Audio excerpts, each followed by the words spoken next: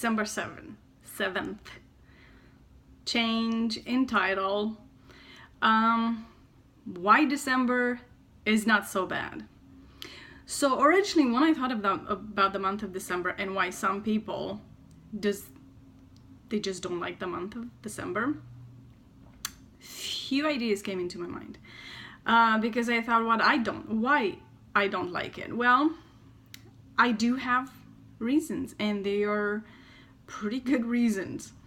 But then I also understood, as I'm thinking about what post I should put next, that I like the month of December more than I dislike it. I also have my reasons why. So originally, see, for me and for my family in Romania, the month of December is a tough one because, well, there's a separation between the Romanian family, not the American family, because I have two families. So separation from the Romanian family, since I live in America. They live back in Europe. That's one. There's the fact that my little brother that died, he was 11 years old, his birthday is in December. It's a tough one. The third thing is the revolution of 1989, when the communism fell in the Eastern European bloc, was in the month of December. I was there. I experienced few things. Actually, I'm actually pretty proud of that I overcame it and I lived through. So, they are big. These things are big. But then I also realized I like the month of December far more than I dislike it. And even though these realities live in me, they don't have to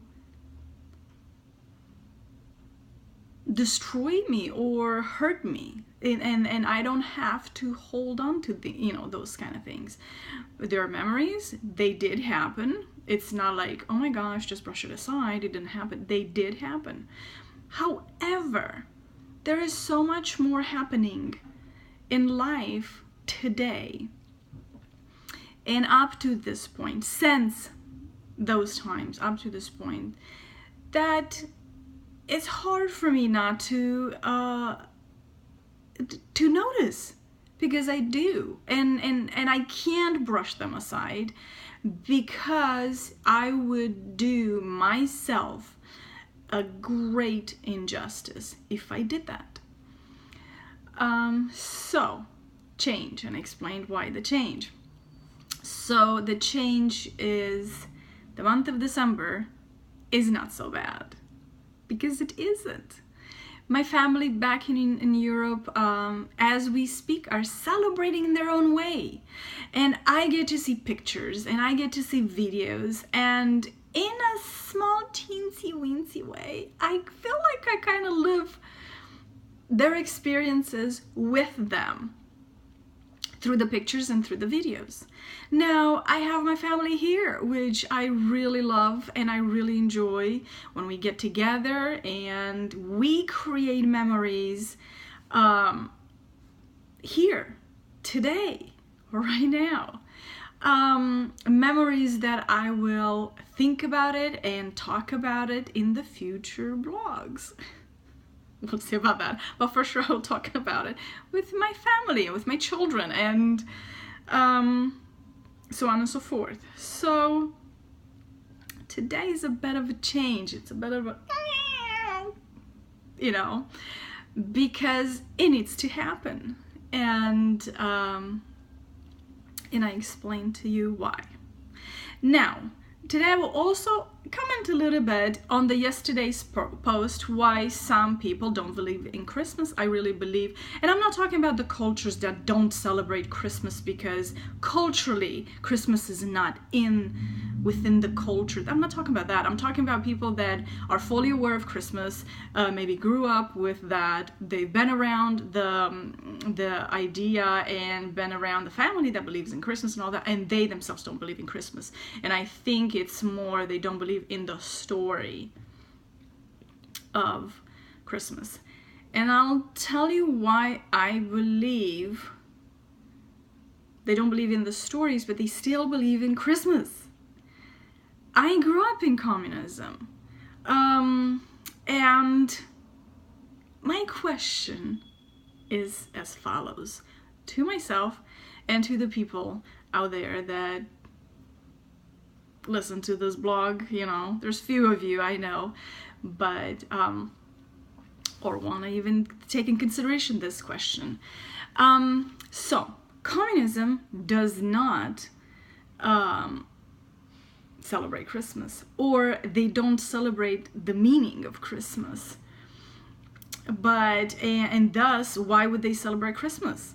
I mean, that's what Christmas is all about. It's about Christ coming on earth, very different way. It takes faith to believe, the virgin birth.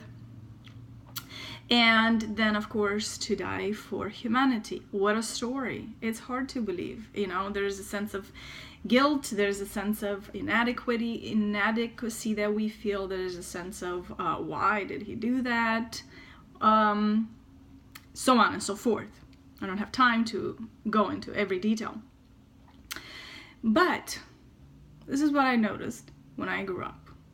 And I knew, because the parent and my parents and everybody, the Christians and all that, we had to hush a lot of things, a lot of secret, like underground churches and things like that. And what was allowed publicly was extremely monitored, meaning, communists, army, big spills, smucks in the church every time to make sure that the pastor only preached what they agreed on. So, yet, during Christmas, during the month of December, there were Christmas trees that were being sold. There were Christmas trees decorations that were being sold. There were Christmas trees candies, specifically called Christmas tree candies, that were sold. There were cards that said sometimes Merry Christmas, a lot of times said Happy Holidays.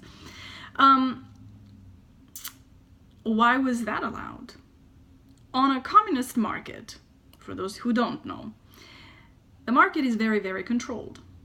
Whatever the leader decides to be on the market, it is. Whatever the leader decides not to be, to not encourage freedom of thinking, give ideas that you can rebel, so on and so forth.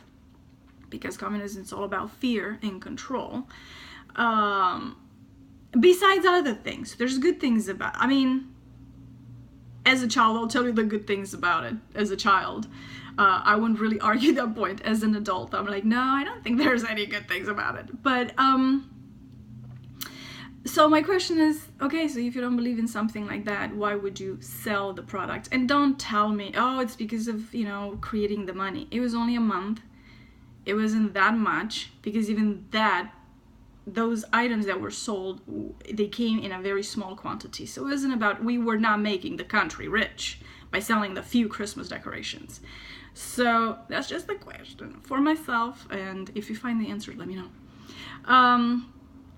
But something else, and this is the part that I did like about as a child, because I was thinking as a child, and I still have the memory, was that the party, meaning the whatever industry that any parent worked in, were giving away little presents for the children.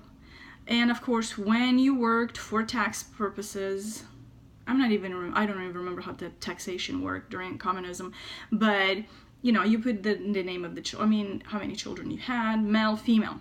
So they gave away little presents for boys and for girls all the presents for boys were the same. All the presents for girls were the same, which included oranges. Oranges were big. Candy, all kinds of little candies, especially sometimes the Christmas tree candies or little chocolates. And sometime, if the motherland had enough money in the budget, we would receive either hats or gloves, specific color-wise, you know, boy or girl. And the rare occasion when the motherland was, I think, extremely wealthy, would receive a little tiny toy about this big. Tiny, tiny. So the presents were small, not like in America. You just get tons of stuff that you don't care, only to throw it away later on so you can fill your garbage and pay more for the garbage, and so on and so forth. The presents were small, but they were extremely appreciative. Extremely welcomed, because it was such a rare event to even receive anything. That's how poor the majority of the population during communism was. And as described, it tells you just the children were so happy and thankful. And it's very, very hard for me to see how unthankful and ungrateful children today and how spoiled they are, including my own. Yeah. It's hard to swallow that, because sometimes you just want to smack them upside their head and you say, dudes, wake up. Don't you realize how good you have it? So anyway, this is for December 6th. 7th. We have changed. And from right now on, it's gonna be why December is not so bad. Bye-bye.